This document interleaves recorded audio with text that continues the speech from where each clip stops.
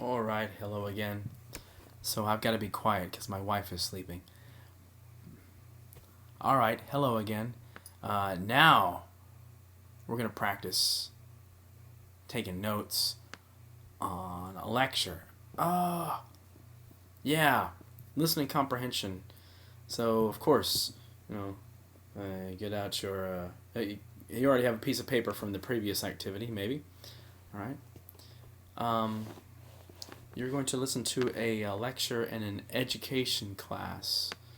So once that's finished, I'll tell you what page number in your big Longman book to turn to because I don't want you to see the questions beforehand.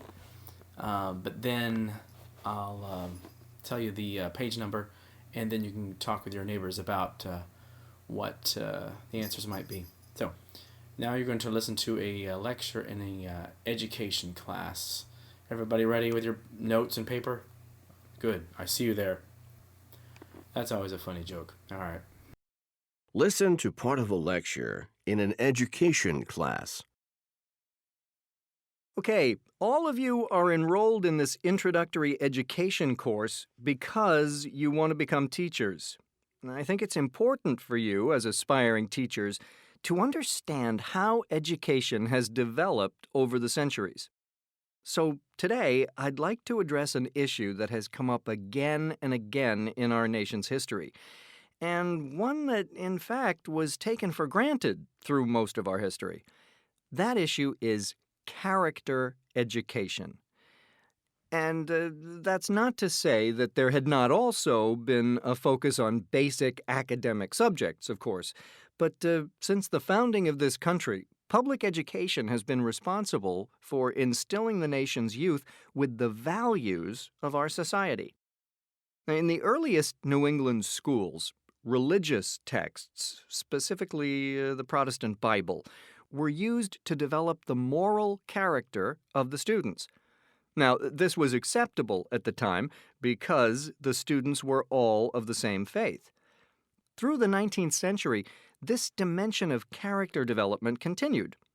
However, with the great influx of immigrants in the late 19th and early 20th centuries from many societies and religious backgrounds, character education began to be formalized around the importance of societal values, such as discipline, hard work, fairness, kindness, and so on. Essentially, as the United States became more diverse, it became necessary to move away from any one religion's views and move toward an approach in which societal influences and universally held beliefs in good and evil became the moral focus of teaching. Now, educators then, even at the beginning of the 20th century, were expected to be virtuous. Leaders in the development of public education all agreed that teachers should be shining examples of moral correctness and goodness. It was thought that only people with upstanding character could impart the proper values to the children, and that's what teachers were supposed to do. Now, I'm going to tell you about some of the rules for teachers that were common in the early 20th century, and you'll get a clearer idea of what it meant to demonstrate upstanding moral character at that time. Now, the rules weren't just about how a teacher could conduct herself in the classroom and on the school grounds. There were also numerous rules that governed just about everything a teacher did. Teachers had to follow strict rules about their appearance. They were sometimes told not to wear colorful clothing, not to dye their hair or wear it loose, and not to wear their skirts above the ankle. Teachers' whereabouts during after-school hours were also strictly regulated. There were rules forbidding teachers to go to bars and to ice cream parlors. There were rules requiring teachers to be home after 8 o'clock in the evening. And there were some rules forbidding them to leave town without permission. So just about any action a teacher wanted to take could be regulated. Teachers could be forbidden to smoke or to drink. They were also sometimes forbidden to spend time with men or to marry if they wanted to remain teachers. However, after the middle of the 20th century, things began to change. The race to the moon triggered a shift from an equal focus on moral training in schools to a much greater emphasis on academics, especially science and math. Again, this doesn't mean there was no focus on basic academic subjects before. Schools had always taught reading, writing, and math, but there was a dual focus on character education. What I mean is the focus shifted more to the academic side. And this happened during a time of increasing diversity in the country. See, educators recognized that it was becoming difficult or impossible to agree on specific morals for the classroom. So schools backed away from trying to teach values to their students, leaving it instead to parents and students' religious communities. But now, anyone who has dealt with children knows that it's impossible to take the teaching of morality and values out of a place where children spend so much of their time.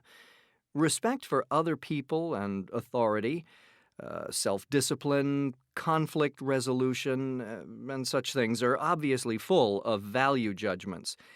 And it'll be obvious to anyone who has dealt with children and teenagers that they need a lot of guidance on these questions. Okay, so as a result of this, beginning in the 1980s and 90s, character education came back into fashion. New initiatives have partnered the government with the school districts to develop and implement programs in conflict resolution, tolerance, and so on. So, this is the state of public education that you will face one day. I want you to consider this idea. I propose that teachers in the early 21st century are also held to a higher standard. Although there aren't explicit rules about teachers' behavior outside of class, they are being asked to help develop the character of their students. And this is being asked of teachers without there being any clear set of moral rules or expectations that all parents of school children agree on. Okay, now that you've heard the lecture, you've taken notes on it, partner up with the people around you and turn to page 161. There it is. 161. You'll answer questions 11 through 16 and talk with your neighbors. At this point, you can pause the video.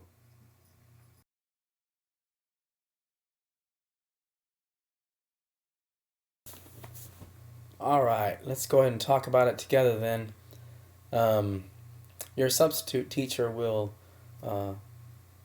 ask you what you think the answer might be, and then the substitute will show. We'll just push play on the video again, and in the video here will show the answer. So.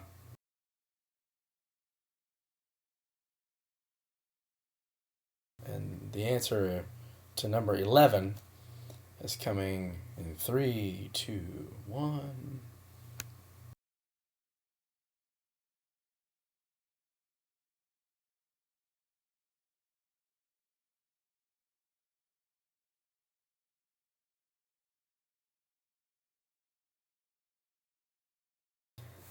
Okay. Now the answer for number 12 is coming in 3, 2, 1.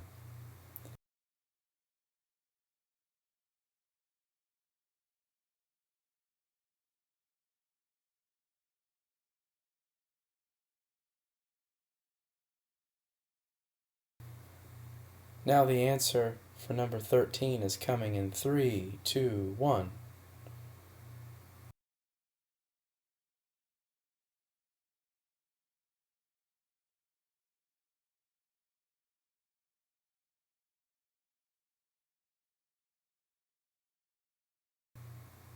Now the answer to number 14 is coming in 3, 2, 1.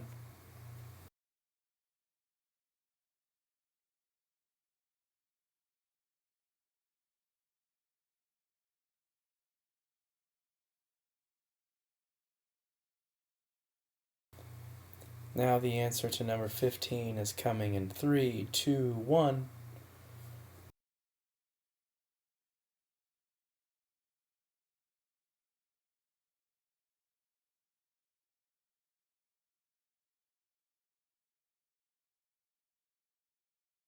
And now the answer for number 16 is coming in 3, 2, 1.